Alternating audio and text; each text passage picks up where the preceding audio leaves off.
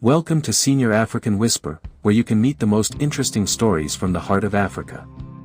Today, we bring you a tale of Nneka, a woman who earned a living from payments she received from crying in the funerals, a story passed down through generations. In the village of Akataka, there was a woman named Nneka. She had a very special job. She was not a farmer. She was not a trader. She was not a storyteller. Nneka was a professional crier. Whenever someone in the village died, the family would call Nneka. She would cry loudly, roll on the ground, and make everyone feel sad. People believed that if someone did not cry enough at a funeral, the spirit of the dead person would be unhappy. Nneka took her job very seriously. Every morning, she stood in front of her mirror, practicing her wailing. Iwu. Chai 3. Nil. Why, oh why, she would cry. Then she would stop and shake her head. Not sad enough. Let me try again. She tried different ways of crying. Some days, she cried softly like the wind. Other days, she cried loudly like thunder. Her neighbors were used to it. They would hear her wails and shake their heads. Ah, Nneka is practicing again, they would say. One day, as she was practicing, her friend Mama Chitty passed by. She peeked through the window and laughed. Nneka, why do you cry when nobody has died? Mama Chitty asked. Ah, my sister. Nneka smiled, wiping fake tears. Some people sing, some dance, but me, I cry for a living. Mama Chitty laughed and shook her head. Little did they know, a big job was coming for Nneka. And this one would change everything. Early one morning, the people of Akataka woke up to sad news. Ichi Okonkwo, the richest man in the village, had died. Ichi Okonkwo was very rich, but he was also very stingy. He never gave out gifts. He never shared food. Even when someone was hungry, he would say, "Go and work for your food." Now that he was gone, the whole village was whispering. What will happen now? One man asked. His family must plan a big funeral, another woman said. But there was a problem. Ichi Okonkwo's family was just like him. They did not like to show too much emotion. They did not want people to see them crying. So, they had an idea. We must hire Nneka, said Obinna, Ichi's eldest son. Yes, said Ichi's wife. She will cry well for us. But can we trust her? Ichi's brother asked. That woman talks too much. We will pay her well, Obinna said. She must cry without saying too much. The family sent a young boy to call Nneka. Nneka was sitting outside her hut, drinking palm wine, when the boy arrived. Auntie Nneka, Ichi Okonkwo's family wants to see you. Nneka sat up straight. Ah, a big man like Ichi Okonkwo. This must be a big job, she said, tying her wrapper. She hurried to the big compound where Ichi's family was waiting. Obinna looked at her and cleared his throat. Nneka, we need your help, he said. Our father is gone, and we must give him a proper funeral. Nneka nodded. Of course, of course. I will cry like never before. But there is one rule, Ichi's wife said. No talking about his debts or how stingy he was. Nneka put her hand on her chest. Me? Do I look like someone who talks too much? Obinna and his uncle exchanged looks. We will pay you well, Obinna said. A whole goat and 10 bags of yam flour. Nneka's eyes widened. A whole goat, she shouted. Yes, Obinna said. Nneka clapped her hands. Ah! This will be the saddest funeral in history. She left happily, thinking about all the food she would get. But she did not know that trouble was waiting for her at the funeral.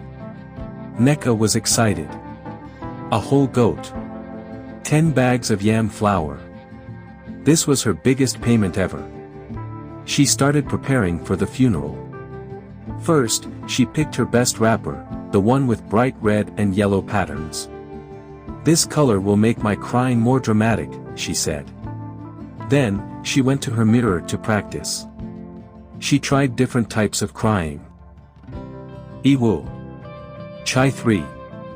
No," she wailed, rolling on the floor. Then she stood up and tried a soft cry. "Oh, my heart is breaking." Why, she sniffed. She shook her head. No. That is too small for a rich man like Ichiokonkwo." She tried again, this time louder and with more rolling. "A-I-E-E-E-E-E-E. My stomach. My head. I cannot take this pain." A woman passing by stopped and peeped through the window. It was Mama Chitty. "Ah, Nneka. Who died this time?" she asked. Nneka laughed. "I am practicing. Ichiokonkwo's family has hired me for his funeral." Mama Chitty clapped her hands. That stingy man. I hope you cry well." "Don't worry," Nneka said, adjusting her wrapper. "By the time I am done, even the birds will cry." She packed her things and set off for the funeral, not knowing that trouble was waiting for her. Meanwhile, at the village square, the elders were gathered under the big irako tree. They were talking about Ichiokonkwo's funeral. Elder Okafor stroked his long beard. I heard they called Nneka to cry." Elder Ifani laughed. "That woman? Ah. There will be drama today." The palm wine tapper, Papa Uche, took a sip from his gourd. "Let me tell you. That man still owed me 3 gourds of palm wine." The elders laughed. "Maybe Nneka will cry about that too."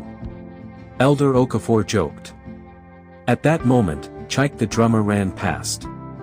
"Where are you going?" Elder Ifani asked. "To the funeral, of course." Chike said. "I cannot miss this." The elders nodded. They all wanted to see what Nneka would do. Ichiokonkwo's family sat in their big compound, looking serious. The funeral was about to start. Obina, Ichi's eldest son, looked at his mother. "Mama, do you think Nneka will behave?" Ichi's wife sighed. "That woman has a big mouth. I don't trust her." Ichi's brother, Uncle Nduka, shook his head. "We should have hired someone else. What if she starts talking about all the money Ichi owed people?" Obina thought for a moment. "We must be smart. Let's give her small money now, but hold the goat and yams until after the funeral." His mother nodded. "Yes. If she behaves, we will pay her. If she misbehaves, she gets nothing." They all agreed. Meanwhile, Nneka was outside, stretching her arms and warming up her voice. "Oh. Iwu," she tested. A small boy passing by heard her and ran off, screaming, "Ghost! Ghost!" The funeral ground was full. People sat quietly under a big tree, dressed in black. The drummers played soft beats. The women whispered. The elders nodded slowly. Then suddenly. Yuwuwu. Chai. No. Everyone jumped. Birds flew out of the trees. A baby started crying. Even the drummers stopped. Nneka had arrived. She ran into the funeral, rolling on the ground. "Why, OHY, has Ichiokonkwo left US?" she wailed. She grabbed a young man's leg. "Tell me, my son. Who will drink all the palm wine now?" The young man, who had never seen Nneka before, screamed, "I am not your son," and ran away. The villagers stared, some tried not to laugh. The elders shook their heads. "Ah. She has started," Elder Okafor whispered. Nneka was just getting started. She threw her wrapper on the ground. Ichiokonkwo. My stomach. My head. I cannot take this pain. Then she rolled again. The widow, Itchy's wife, cleared her throat. She was supposed to be the saddest person there. But now, people were watching Nneka instead. She grabbed her son's arm. Obinna, cry. We must not let Nneka cry more than us. Obinna nodded. He took a deep breath and shouted, "Oh Papa. Oh my father." But Nneka's voice was louder. "Oh my head. Oh my stomach. Somebody hold me before I faint." Itchy's wife was getting annoyed. Obinna, cry louder. Obinna tried again. "Ah, Papa, why did you leave us?" But then Nneka threw herself into the sand. "Roll me into the grave too. I cannot go on." The villagers burst into laughter. Even the elders had to hide their smiles. Itchy's wife frowned. "This woman is stealing the funeral." Itchy Okonkwo's wife was not happy. "This Nneka is embarrassing us," she whispered to Obinna. "Yes, Mama. People are watching her more than us." Itchy's wife thought for a moment. Then she had an idea. She stood up, clapped her hands, and said loudly, "People of Akataka. Let us all cry together for my husband." The villagers nodded. The women started wailing. The men groaned sadly. Even the children sniffled. But Nneka was not about to lose.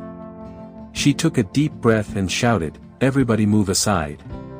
Let me show you how to cry." She jumped into the air, landed on her knees, and rolled 3 times. "I am finished. My stomach. My head. Oh Itchy." The villagers could not hold it anymore. They burst into laughter. Even Elder Ifani had to cover his mouth. Itchy's wife turned red with anger. "Obinna, do something," she hissed. Obinna quickly whispered to Uncle Nduka. "Go and tell the drummers to play music. Maybe that will stop her." Uncle Nduka rushed to the drummers and whispered, "Start playing, quickly." The drummers nodded and began to beat their drums softly. Dum. Dum. Dum dum dum. At first, Nneka ignored them. She was busy rolling on the ground. But then, her feet started tapping. Dum. Dum. Dum dum dum. Nneka's body began to shake. Suddenly, she jumped up and started dancing. "Ohicche Oko and KWO. Why have you left US?" she cried. But her legs were moving to the beat. The villagers gasped. "Is she crying or dancing?" one man asked. "Both." Mama Chitty laughed. Even the elders couldn't believe their eyes. Nneka spun in circles, waving her hands. "Itchy, take me with you. But first, let me dance one last time." The drummers, excited, started playing faster. Dum. Dum. Dum dum dum. Before anyone could stop her, Nneka grabbed Itchy's wife and pulled her into the dance. The widow's eyes widened. "Nneka, what are you doing?" But Nneka didn't stop. "Come, Mama. Let's cry and dance together." The whole funeral turned into a crying dancing festival. Some villagers laughed so hard that they had to hold their stomachs. Even Obinna, who was trying to be serious, couldn't stop chuckling. Itchy's wife was fuming. "This woman must go," she whispered. Itchy Okonkwo's wife was sweating. Nneka had dragged her into the middle of the funeral, dancing and crying at the same time. The villagers were struggling to hold their laughter. "Mama, should we stop her?" Obinna asked, wiping tears from his eyes, not from crying, but from laughing too much. "Yes," his mother shouted. Obinna quickly turned to Uncle Nduka. "Uncle, go and grab Nneka. Pull her away." Uncle Nduka nodded. He tiptoed behind Nneka, waiting for the perfect moment. Just as she spun around, waving her arms dramatically, he reached out to grab her, but Nneka dodged. Uncle Nneka lost his balance and, bam.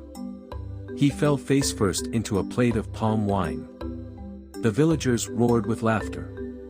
Even the drummers stopped playing to hold their stomachs. Nneka gasped. Uncle Nneka has fainted from sadness.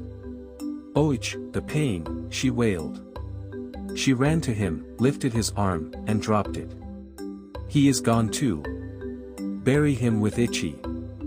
Uncle Nneka quickly jumped up, spitting out palm wine. "I am not dead, you foolish woman." The villagers laughed even harder.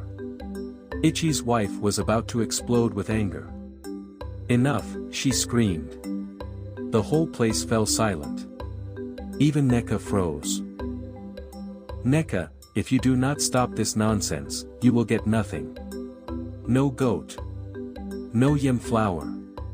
Nneka gasped loudly and put her hands on her head. "Chai! My goat! My yams!" She quickly wiped her fake tears and adjusted her wrapper. "Ah, Mama, I was only doing my job. Let me behave now." The funeral continued, but everyone knew Nneka was not done yet. After the chaos, Itchy Okonkwo's wife sat down and sighed. "Finally, peace," she muttered. Nneka, now sitting quietly in the corner, stared at the coffin. She was thinking. "They told me to behave, but they never said I cannot cry in a new way." She smiled to herself. Slowly, she stood up and walked to the middle of the gathering. The villagers watched closely. She took a deep breath and... Everyone blinked. Nneka did not shout. She did not roll on the ground. She did not dance. She just hummed. HMM. The sound was deep and strange. It made the children hide behind their mothers. Even the elders felt goosebumps. "What is this new style?" Elder Okafor whispered. Nneka folded her arms, rocking side to side, humming sadly. The drummers, confused, slowly joined in with soft beats. "Dum, dum, dum." Itchy's wife watched, confused. "Obina, is she crying or singing?" I don't know, Mama." The villagers, feeling the emotion, also started humming. Before they knew it, the whole funeral was humming together. It was the strangest, saddest, funniest thing anyone had ever seen. Even the goats tied to the trees looked confused. And just when everyone thought the funeral could not get any weirder, Nneka suddenly screamed. "Ha!" People jumped. Elder Ifani's hat flew off his head. A woman dropped her calabash of water.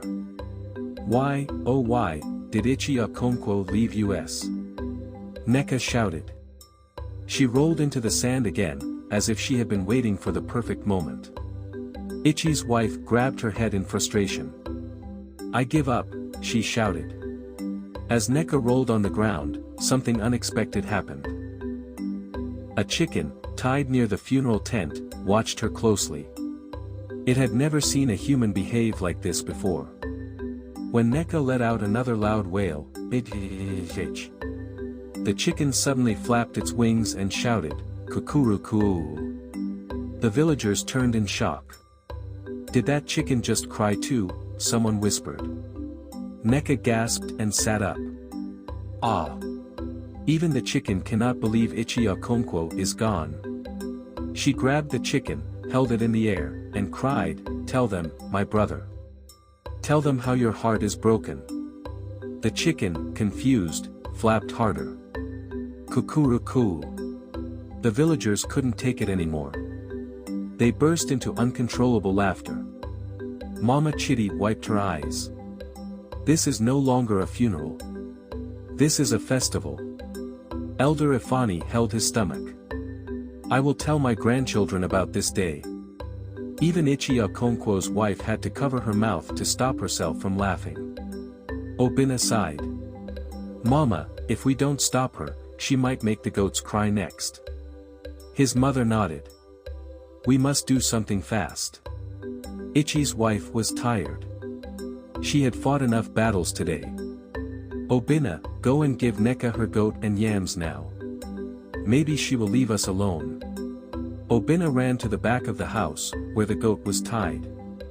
But before he could reach it, he heard a loud shout. Obina, stop right there. It was Nneka. She pointed at him dramatically. You cannot bribe me in secret. Give me my goat in front of everybody. The villagers gasped. Eh. She caught him. Obina sighed and walked back with the goat, followed by two men carrying the bags of yam flour. Nneka clapped her hands and danced. Aha! Now we are talking. She grabbed the goat's face and whispered, My friend, today you are free. Tomorrow, you are pepper soup. The goat blinked twice. The villagers laughed again. Finally, she will go home. Elder Okafor sighed. But Nneka wasn't done.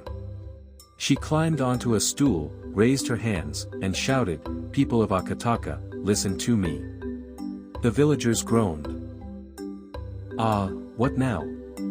Nneka stood on the stool, holding her goat like a trophy. The villagers sighed. What is she going to do now? Elder Okafor muttered. Nneka clapped her hands 3 times. People of Akataka. Today, we have witnessed something great. We have sent Ichia Okonkwo to the land of our ancestors with style. With drama. With tears. The villagers chuckled. Mama Chitty whispered, with too much noise, if you ask me. Nneka continued, raising her voice. But let us not forget, death comes for everyone. Even you, Uncle Nduka. Uncle Nduka, still smelling of palm wine, pointed at her. I am not going anywhere, you troublemaker. The crowd laughed. Let us honor Ichia Okonkwo by eating well, drinking well, and giving me a little extra meat in my soup. Nneka added.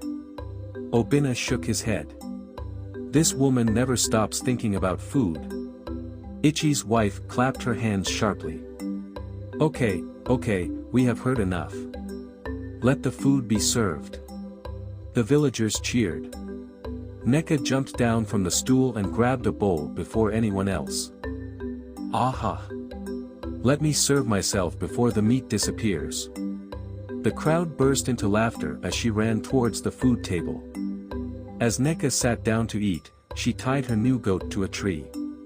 My dear goat, wait here while I enjoy my meal, she said, patting its head. The goat stared at her. Then, as soon as Nneka turned away, snap! The rope came loose.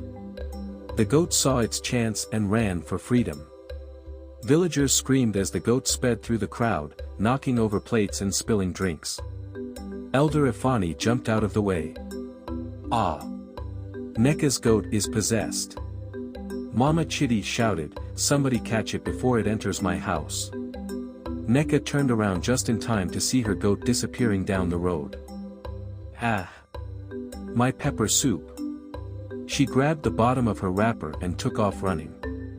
The entire village watched as Nneka, barefoot and determined, chased her runaway dinner. The funeral had turned into a goat-chasing competition. Itchy's wife put her head in her hands. This is the most ridiculous funeral I have ever seen. Obina sighed. Mama, let's just be happy it's almost over. Nneka ran as fast as her legs could carry her. Her goat, now officially the fastest animal in Akataka, dodged between trees, jumped over baskets, and almost knocked over an old man carrying a pot of soup. Ah! My soup, the man cried. The villagers stood watching, hands on their heads. Will this woman ever stop? Elder Ifani asked. Mama Chitty laughed. At this point, I don't know if we are at a funeral or a village festival. Ichia Okonkwo's wife was too tired to be angry anymore. Let the goat go, let the woman go. I don't care anymore. But Nneka was not giving up. She jumped over a log, dodged a group of children, and shouted, Come back here, you stubborn animal. I already told people you will be pepper soup. The goat turned a sharp corner and disappeared into the forest. Nneka stopped, bent over, and put her hands on her knees. Chai! This goat has disgraced me.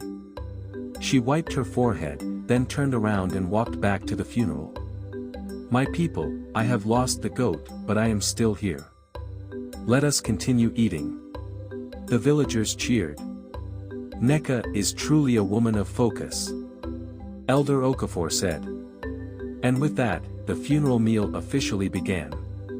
The food was spread out on big wooden tables.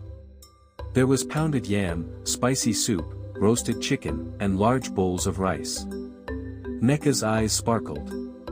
Ah, seafood. Today is a good day. She grabbed a plate and piled it high with meat. Mama Chitty gasped. Nneka. How many people are you feeding? Nneka smiled. Just me. And my stomach. Obinna whispered to his mother, Mama, if we don't stop her, she will finish all the meat. His mother frowned. I am already tired. Let her eat. Let her drink. Let her carry the pot home if she wants. And so, Nneka enjoyed herself, laughing, eating, and drinking happily. The villagers shook their heads. This woman came to cry, but she is leaving with a full stomach. As Nneka swallowed her last bite, she turned to Ichia Okonkwo's wife and said, Mama, this was a wonderful funeral. I really enjoyed myself. The widow's face twitched. You enjoyed yourself? Nneka nodded. Yes. The food was sweet, the crying was powerful, and even the goat ran for entertainment. Ichi's wife took a deep breath. Nneka, let me tell you something. If I ever see you at another funeral in this village, I will personally chase you out with a broom. Nneka gasped. Mama, is that how you talk to a professional mourner? Mourner? Ichi's wife scoffed. You turned my husband's funeral into a circus. The villagers laughed. Nneka shrugged, patted her full stomach, and said, well, at least nobody will forget this funeral. Elder Ifani chuckled. That part is very true. As Nneka sat back to relax, enjoying her full stomach, something unexpected happened. Ichi Okonkwo's wife, still upset, walked up to her. Nneka, she said, shaking her head, I've had enough of this nonsense. But I can't deny you've made this funeral unforgettable. Nneka's eyes widened. Are you giving me something, Mama? She asked eagerly. Ichi's wife sighed. I can't give you any of the meat. But I've decided to give you another goat. She moved behind the hut and brought one big goat for Nneka. After handing over the goat to Nneka, she reached into her wrapper and pulled out a large, shiny knife. Nneka's eyes sparkled. Aha! A knife? For cutting more meat? But Ichi's wife shook her head. No, Nneka. This is a special gift for you. The knife is to remind you that crying does not always solve problems. You can also solve problems with wisdom. Nneka looked at the knife and then at Ichi's wife. Ah, but this knife will be very useful for cutting meat, too, Mama, she laughed. Ichi's wife smiled. Do not forget to use it wisely, Nneka. Nneka quickly grabbed the knife and tied it to her waist. Thank you, Mama. I will use it very well. And when I come back next time, I will cry again, but only for the right reasons.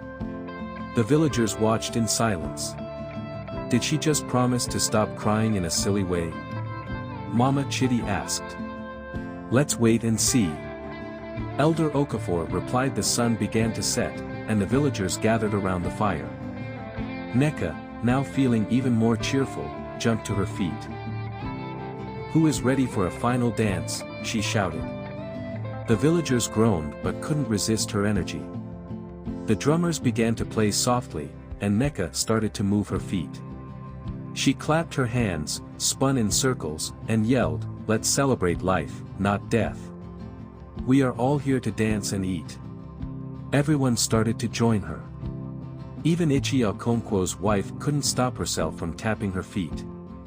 Soon, the whole village was dancing around the fire. The goats, too, seemed to enjoy the music, because they started jumping and running in circles. It became a grand celebration of life, laughter, and food. Nneka grabbed her goat's rope and danced with it, singing, "My goat, my friend, we will dance to the end." The villagers cheered and clapped along with the song. Elder Ifani laughed so hard, his hat fell off again. The children ran around in circles, copying Nneka's every move. And as the night grew darker, the sound of drums, laughter, and singing filled the air of Akataka. As the dancing slowed down and everyone gathered to sit and rest, the villagers started to talk. "Nneka has truly changed our village," Elder Okafor said, shaking his head in amazement. Mama Chitty nodded. "She came to cry for Ichi Okonkwo, but in the end, she made us all laugh and enjoy ourselves." Obinna smiled. "Mama, at least the funeral will be one to remember." Ichi Okonkwo's wife sat quietly, still holding her new shiny knife. "I have to admit, no one will forget Nneka. Not after today." The villagers laughed again. Nneka, seeing everyone enjoying the evening, stood up and raised her hands. Thank you, my people. You have made me feel like the Queen of Akataka today. I will not forget this day. And I will not forget my goat, unless it runs away again." Everyone burst into laughter, even the elders, who usually stayed serious. And so, the funeral of Ichi Okonkwo ended. Not with the usual mourning, but with a celebration of life, a feast, and endless laughter. So, what can we learn from this story? 1. Do not be too stingy.